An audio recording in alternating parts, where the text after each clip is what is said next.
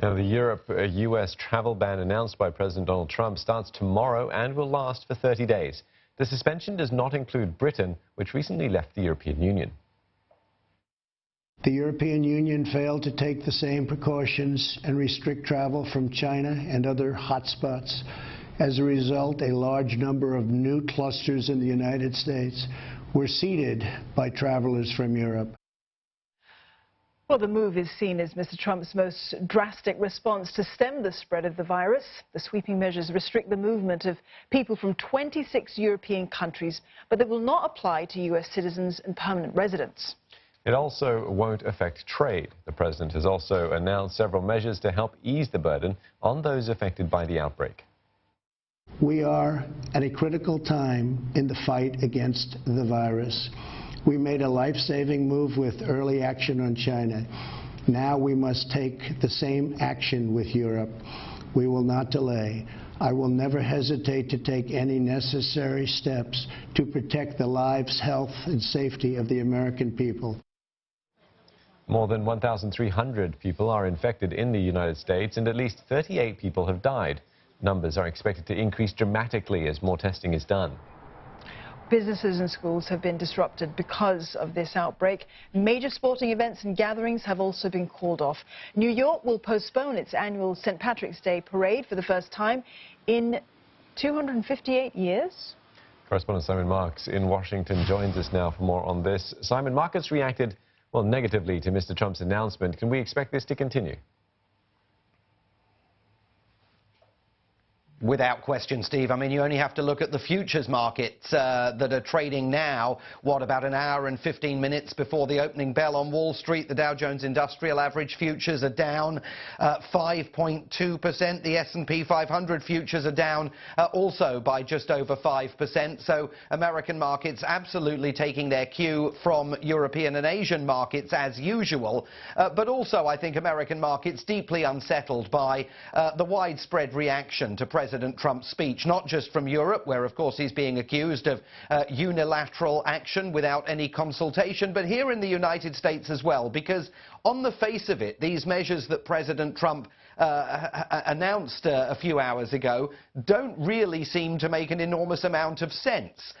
First of all, he's only targeting the Schengen countries, so it's not only, for example, British airports that aren't hit by this move. Irish airports aren't hit by it either. There is nothing to stop, for example, a traveller currently in France from heading across the Channel Tunnel, arriving in Britain or heading to Ireland and flying into the United States from those airports. Also, the president characterises this as an effort to keep Europeans out, to stop them from bringing the infection into the United States, in exactly the same way as in his first sentence of his televised address, he focused on the fact that this virus had originated in China. But he's allowing American citizens and green card holders to fly back. They're besieging airports in Europe now in a bid to get out. So what stops those American travellers who have been in Europe from bringing the infection into the United States? And why were no travel restrictions announced against, for example,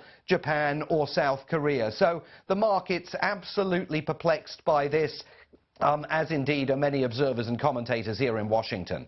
Simon, Donald Trump's stand on this, not too long ago he was saying that the virus was just going to go away. In fact, he was drawing comparisons in tweets that he made with the seasonal flu, saying that more Americans were succumbing to that than COVID-19. So why this aggressive stance all of a sudden? Well, I think yesterday was a critical day at the White House. The president's top public health officials were called to Capitol Hill to testify under oath and to explain to members of Congress how they viewed the administration's response to all of this. And for example, the director of the National Institutes of Health, Dr. Anthony Fauci, didn't really hold back. He didn't publicly drag President Trump's name through the mud, but he made it absolutely clear that he completely disagreed with anyone who was suggesting that you could equate this to the flu, or that as soon as warmer temperatures arrive here in the United States, the virus, in President Trump's words, will go away. So Dr. Fauci underlined the fact that the top public health health officials advising the president are urging him to get serious about all of this. They were immediately called to the White House. Indeed, their testimony on Capitol Hill was cut short as the president intervened and ordered them to come and see him. That then led to the creation of this televised address last night, but a televised address in which Donald Trump appeared to struggle with the teleprompter and made some mistakes that the White House later had to correct. He announced, for example, a ban on commercial trade with Europe. In fact, he was supposed to say goods and trade were exempt from the ban. So everything about the hours leading up to that speech underscore the view by many observers here that Donald Trump still is in some degree of personal denial about the threat that this virus poses to the United States.